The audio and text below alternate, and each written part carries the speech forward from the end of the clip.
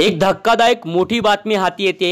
पुणे नाशिक महामार्गावरील कांदळी एमआयडीसी जवळील उड्डाण पुलावर KA 28N9066 या इनोव्हा गाडीचा भीषण अपघात झालाय। पुलावरील सुरक्षा कठडे तोडून इनोव्हा गाडी खाली कोसळली आहे। या अपघातात एका महिलेचा जागीच मृत्यू झाला असून इतर 4 ते 5 व्यक्ती जखमी झाले आहेत। घटनास्थळी तात्काळ नारेगाव पोलीस स्टेशनचे असणारे कर्मचारी पोहोचून जखमींना उपचारासाठी पुढे रुग्णालयात पाठवले आहे। सदर प्रवासी कर्नाटक राज्यातील असल्याचे प्राथमिक माहिती समोर येत आहे। Bureau report, Shivner prime, Naregaon.